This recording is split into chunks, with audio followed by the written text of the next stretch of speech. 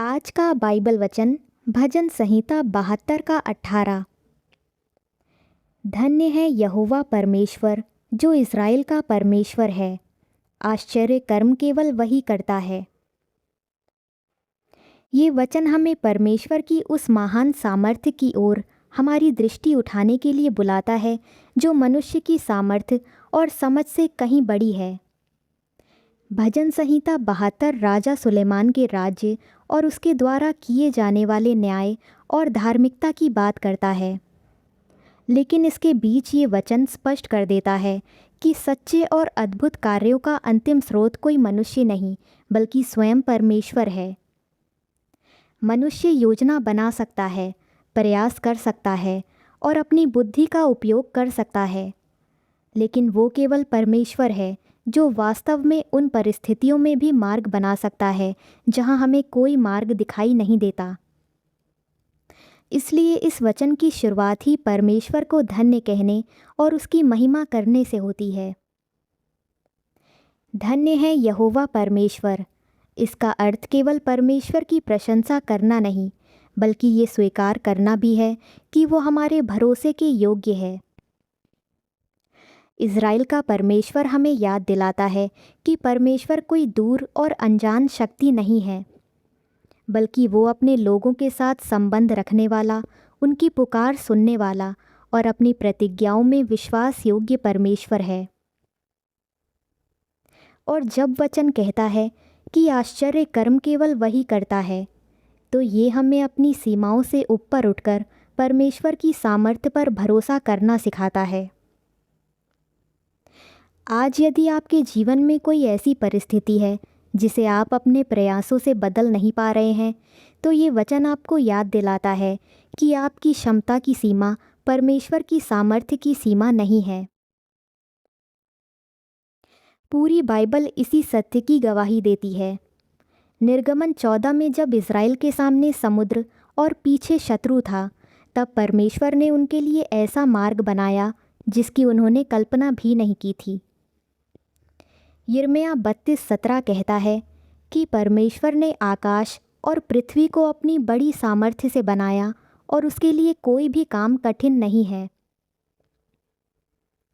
लूका 1:37 हमें विश्वास दिलाता है कि परमेश्वर के लिए कुछ भी असंभव नहीं है। और इफिसियों 3:20 बताता है कि वो हमारी मांग और समझ से कहीं अधिक करने में सामर्थ्य है। इसलिए अपनी चिंता को परमेश्वर से बड़ा मत समझिए। हो सकता है आपको अभी उत्तर दिखाई ना दे, लेकिन आप उस परमेश्वर को जानते हैं जो आश्चर्य कर्म करने में सामर्थ्य है। अब आइए इसी विश्वास के साथ अपने हृदय को परमेश्वर के सामने झुकाएं और प्रार्थना करें। हे हमारे स्वर्गीय पिता, आज हम आपके पवित्र नाम का आदर और धन्यवाद करते हैं। आप महान हैं, आप सामर्थी हैं, आप विश्वास योग्य हैं और आपकी सामर्थ्य की कोई सीमा नहीं है। हम स्वीकार करते हैं कि हमारे जीवन में जो कुछ अच्छा है उसके पीछे आपकी दया और आपकी कृपा है। जब हमारी अपनी शक्ति समाप्त हो जाती है, तब भी आपकी सामर्थ्य समाप्त नहीं होती। हे प्रभु, आज हम आपके सामने उस सत्य को लेकर आते हैं कि आश्चर्य कर्म करने वाला परमेश्वर केवल आप ही हैं। हमें क्षमा कीजिए जब हम अपनी परिस्थितियों को देखकर घबरा जाते हैं और आपकी सामर्थ्य को भूल जाते हैं।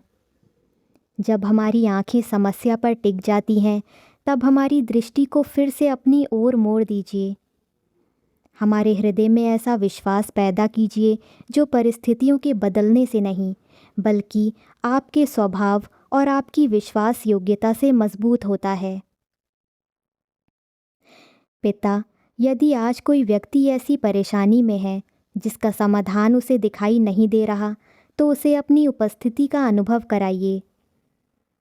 यदि किसी के सामने आर्थिक चिंता है, परिवार की कोई कठिनाई है, भविष्य को लेकर डर है या किसी प्रार्थना का उत्तर लंबे समय से नहीं मिला है, तो उसे धैर्य और विश्वास दीजिए। उसे ये समझने में सहायता कीजिए कि हर उत्तर तुरंत दिखाई देना आवश्यक नहीं है और आपकी चुप्पी का अर्थ आपकी अनुपस्थिति नहीं है। प्रभु, जब हम अपने जीवन की परिस्थितियों को अपने नियंत्रण में रखने की कोशिश करते हैं, तब हमें सिखाइए कि सही समय पर अपनी चिंताएं आपके हाथों में सौंप दें। आपका वचन हमें याद दिलाता है कि आपके लिए कोई भी काम कठिन नहीं है। इसलिए हमें ऐसी प्रार्थना करना सिखाइए जिसमें मांग के साथ विश्वास भी हो और प्रतीक्षा के साथ धैर्य भी हो। हे परमेश्वर, हमारे मन से वो भय दूर कीजिए जो हमें निराश करता है। उन नकारात्मक विचारों से हमारी रक्षा कीजिए जो हमें ये विश्वास दिलाती हैं कि हमारी परिस्थिति कभी नहीं बदलेगी। हमारे विचारों को अपने वचन से भर दीजिए और हमें याद दिलाते रहिए कि हमारी समस्या बड़ी हो सकती है, लेकिन आप उससे बड़े हैं। पिता, हमारे परिवारों को अपने हाथों में रखिए। जहाँ रिश्तों में तनाव है, वहाँ समझ और धैर्य दीजिए। जहाँ गलत फहमियाँ हैं, वहाँ सत्य और प्रेम के साथ बात करने की बुद्धि दीजिए। जहाँ क्षमा की आवश्यकता है, वहाँ नम्र हृदय दीजिए। और हमारे घरों में ऐसा वातावरण बनाइए जिसमें प्रेम, सम्मान और आपकी उपस्थिति बनी रहे। प्रभु, हमारे काम, पढ़ाई, नौकरी और व्यवसाय को भी अपनी इच्छा के अनुसार मार्गदर्शन दीजिए। जिन लोगों को सही अवसर की आवश्यकता है, उन्हें उचित मार्ग दिखाइए। जिनके सामने कोई महत्वपूर्ण निर्णय है, उन्हें बुद्धि दीजिए ताकि वे केवल अपनी भावनाओं या डर के आधार पर निर्णय ना लें, बल्कि आपकी इच्छा को खोजें। हे प्रभु यीशु, हमें ये भी सिखाइए कि आश्चर्य कर्मों की प्रतीक्षा करते हुए हम आपकी आज्ञाकारिता से दूर ना हों। यदि आप हमारे लिए कोई दरवाज़ा खोलें तो हमें नम्रता दीजिए। यदि किसी रास्ते को बंद करें तो हमें भरोसा दीजिए कि आपकी बुद्धि हमारी समझ से बड़ी है। और यदि हमें प्रतीक्षा करनी पड़े तो उस प्रतीक्षा के समय को भी आत्मिक रूप से बढ़ने का अवसर बना दीजिए। आपका वचन हमें याद दिलाता है कि आप हमारी मांग और समझ से कहीं अधिक करने में सामर्थ्य हैं। इसलिए हमारी प्रार्थनाओं को अपनी इच्छा के अनुसार स्वीकार कीजिए और हमें उस परिणाम से भी अधिक महत्वपूर्ण चीज़ दीजिए, अर्थात आपकी उपस्थिति, आपका मार्गदर्शन और आप पर स्थिर रहने वाला विश्वास। प्रभु, उन लोगों को याद कीजिए जो इस समय अकेले हैं, निराश हैं या अपने जीवन में किसी बड़े संघर्ष से गुजर रहे हैं। जिनके पास अपनी परेशानी बताने वाला कोई नहीं है, उनके निकट रहिए। जो अपने भविष्य को लेकर चिंतित हैं, उन्हें आशा दीजिए।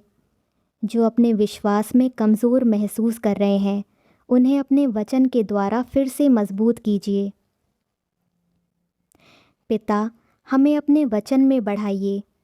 हमारी प्रार्थना के जीवन को गहरा कीजिए। हमें केवल आपकी सामर्थ्य से मिलने वाले उत्तरों को खोजने वाला नहीं, बल्कि स्वयं आपको खोजने वाला बनाइए। हमारे भीतर विश्वास, प्रेम, नम्रता, धैर्य और क्षमा का फल बढ़ाइए। आज हम अपनी चिंताएं, अपनी आवश्यकताएं, अपने परिवार, अपने भविष्य और अपनी अनिश्चित परिस्थितियां आपके हाथों में सौंपते हैं। जो बातें हम बदल नहीं सकते, उन्हें स्वीकार करने का धैर्य दीजिए। और जिन बातों में हमें कदम उठाना है, उनमें बुद्धि और साहस दीजिए। हमारी आँखें अपनी परिस्थिति से अधिक आपकी ओर लगी रहें। हे आश्चर्य कर्म करने वाले परमेश्वर, जब हमें कोई रास्ता दिखाई ना दे, तब भी हमें आप पर भरोसा करना सिखाइए। जब उत्तर देर से मिले, तब भी हमारे विश्वास को स्थिर रखिए।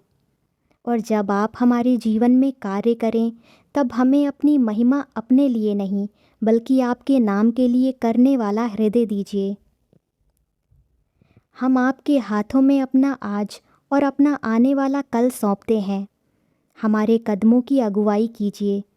हमारे मन को अपनी शांति से भर दीजिए और हमें हर परिस्थिति में आपकी विश्वास योग्यता को याद रखने में सहायता कीजिए। हमारे जीवन को ऐसा बना दीजिए कि हमारे शब्दों, हमारे निर्णयों और हमारे व्यवहार के द्वारा आपकी महिमा दिखाई दे। प्रभु यीशु मसीह के नाम में आमीन। अगर आपको किसी विशेष प्रार्थना की ज़रूरत है तो नीचे कमेंट में अपनी प्रार्थना लिख सकते हैं। हम आपके लिए दिल से प्रार्थना करेंगे। परमेश्वर आपके हर आंसू को देखता है। वो आपके दिल की हर बात जानता है। याद रहे, आप अकेले नहीं हैं। परमेश्वर हमेशा आपके साथ है।